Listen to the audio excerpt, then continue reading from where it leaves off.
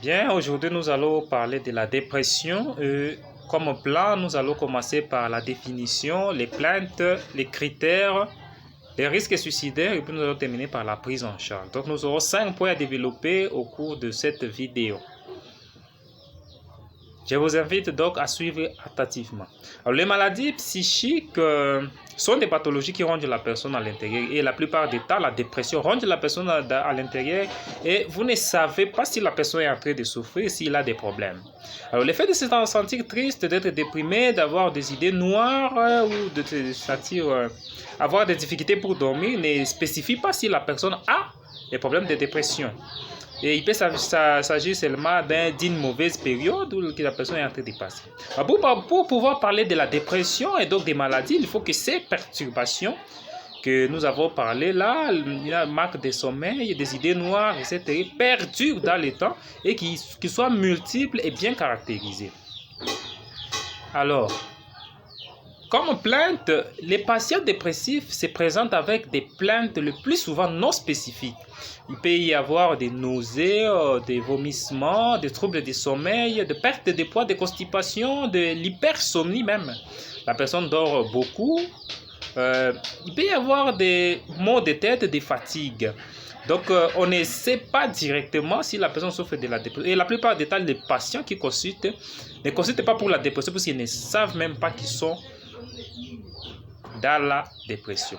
Alors, comme critère, nous allons présenter les critères du DSM-5 en sachant que nous avons deux sortes de critères. Nous avons les critères de classification internationale des maladies que nous propose l'OMS et le DSM qui est les manuels des statistiques et diagnostics des troubles mentaux. Alors, dans les DSM-5, nous avons par exemple comme critère pour parler de la dépression, la perte ou gain de poids. Donc, la personne va maigrir, va perdre de poids énormément pendant un certain temps. Il y aura de l'insomnie. Donc, la personne n'arrive pas à bien dormir pendant la nuit, pas vraiment bien. Il peut y avoir des ralentissements psychomoteurs, la personne ne bouge pas bien, ne fait pas des mouvements comme il les faisait. Il peut y avoir des fatigues ou perte d'énergie. Et dans le cas de la dépression, cette perte d'énergie n'est pas due à un effort. La personne n'a pas travaillé, il n'a pas fait de travail, peut-être il est resté couché toute la journée, mais il est fatigué. Alors, il peut y avoir des sentiments de dévalorisation. La personne, c'est ça comme si elle est sans importance aux yeux des gens, c'est que la vie lui réserve que des pires, il n'est pas bon, tout ça. Il va y avoir aussi une diminution de l'aptitude à penser ou à se concentrer. La personne n'arrive plus vraiment à se concentrer comme il fallait. Alors, autre critère, il peut y avoir de rumination mentale. La rumination mentale, c'est quand la personne peut recenser les mauvaises choses qui se sont passées dans sa vie et il recense ça plusieurs fois. Il peut y avoir aussi des pensées des morts récurrentes ou les idées suicidaires. Alors, à ce sujet, parlons alors des risques suicidaires. Alors, la dépression est la première cause des suicides dans le monde. La plupart des gens qui se donnent la mort souffrent de la dépression. Alors, des tentatives précédentes constituent le principal facteur des risques de suicide avérés. Si la personne a déjà tenté à mettre fin à sa vie, alors c'est déjà un facteur avéré qu'il y a un risque suicidaire encore. Alors, il est donc capital de rechercher et d'estimer les risques suicidaires quand la personne vient consulter. L'évaluation répétée du risque suicidaire doit systématiquement faire partie du suivi d'un patient dépressif. Alors, comme prise en charge, nous allons citer par là. Quand le problème est grave, la prescription médicamenteuse est très importante par les médecins.